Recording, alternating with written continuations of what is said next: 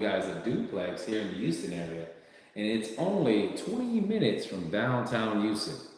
Yeah, it's so true. What I always tell people is that the number one rule in real estate, when you're buying any kind of real estate, is the number one rule you heard all of your life: location, location, location. That's the number one thing. You can't change anything about that location.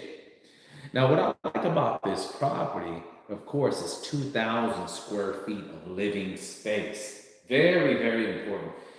Now 2,000 square feet, there's something to say about that. So when people are looking for real estate on websites, they have a square footage and they have like 1,700 square feet, 1,800, 2,000, which seems to be the benchmark for square footage. So that's why it's super important to have like 2001 square feet for any property that you plan on buying or selling in the future. If it's 1970, you're going to miss out on some eyeballs. Now, this property has 3 bedrooms, 3.5 baths, open floor plan. I like these counters, by the way. Let me try to move this back here.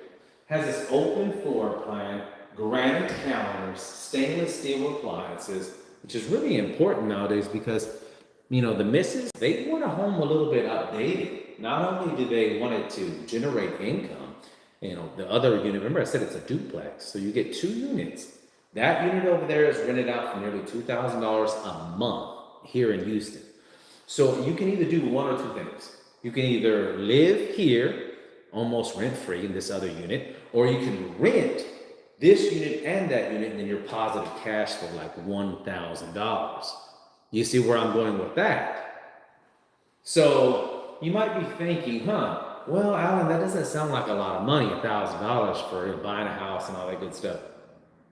You can't think like that. You got to think long term. Let's fast forward 10 years. For the minimum appreciation here in Houston is 3.5%. You can Google that. You can do ChatGPT. What is the appreciation level for Houston, Texas? And it's about 3.5%. Now, fast forward 10 years, 35% minimum. Usually it's going to be more, that's for sure, in a big city because of the location. So now your 350 is worth 500. It's worth 500,000.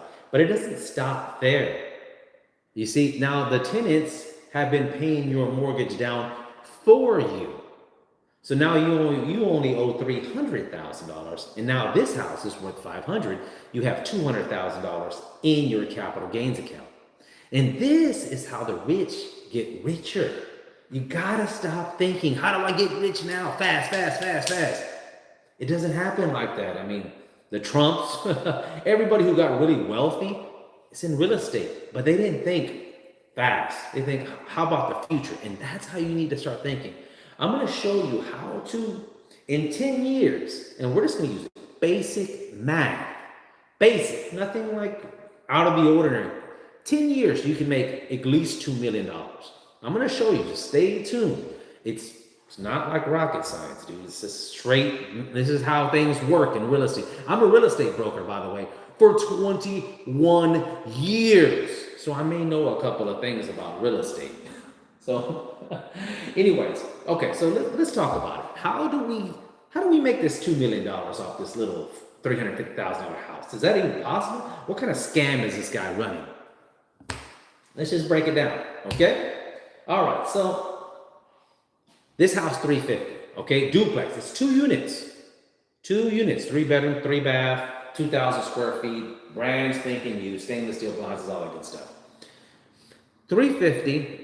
Now the modest appreciation, the minimum appreciation for Houston is 3.5%. Minimum.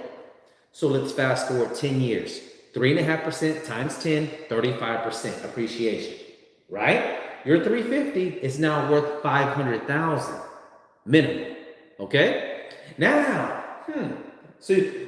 now when it even gets better, So not only is it worth 500, you bought it for 350, the tenants paid your mortgage down for you. The tenants paid your mortgage for the last 10 years. So now you only owe 300,000. That means what? $200,000 in capital gains in your pocket in 10 years. But it even gets better. it get even much, much better. Why? How does it get better? Think about it. Okay, this is how the rich get rich. I've been doing this a long time. So you got both units here, right? You rent that one out. It's already rented out, by the way. You rent this one out. Okay, then you go to the bank, maybe 3-6 months from now. Go to Mr. Banker. Mr. Banker, hey, Mr. Banker, hey, I want to buy another duplex and I rented these out. The banker's gonna look at it. Let me see here. You got 2 contracts. You've been paying your mortgage. All right. The banker's in the business to make money. He has tons of money. He's your partner. He's like, okay, well, yeah, here's some money. Go make us some money. You make money. We make money. And that's the way you have to think of bankers. A lot of people are like, oh, bankers are your enemy. No, no, no, no, no. Bankers are your partners. You gotta align yourself with these guys. This is your team. Get you a good banker, a loan officer on your side, okay? Remember, I'm a real estate broker for 21 years. I know a little thing about real estate. So, like I said, you go to the banker, say, hey, I want to get another duplex. So now you got 2 duplexes in 1 year, 2 duplexes. Now, so that remember you made $200,000 off the first one, you got $200,000 off the second. That's $400,000 in 10 years. Now, what if you kept on doing that? What if you kept on buying a duplex every 3 to 6 months?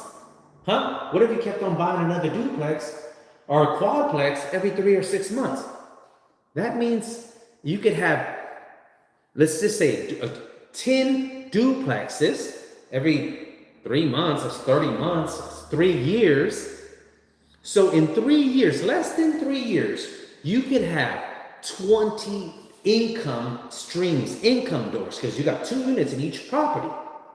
You see, you have 2 units in each property times 10. Remember, you're going to be trying to get a duplex every 3 months. Every 3 months, you're going to rent them out, buy another one. Why am I saying that? The reason why is what we're going to do is we're going to use FHA, the rules and regulations for your benefit. Hit the thumbs up on this one. This is a good one. You're going to, just like the tax people do, Donald Trump, everybody uses these loopholes. You're going to use the loopholes for your benefit. You see, so FHA says you cannot have 2 FHA loans. You cannot be owner occupied. You see? So what you're going to do is say, oh, no, here's the contracts. I leased them out, Mr. Banker. I need to get another loan with just 3%, and do that again and again and again. And if you're young, you can get out there and hustle, align yourself with a good realtor. Don't try to, how can I say this? Don't try to call a bunch of realtors up and waste their time. You want to try to find you one that's a good hustler. You want to find you one that gets out there and he's not afraid of making calls. He's not afraid of knocking on doors, because he knows that you and him are going to work together.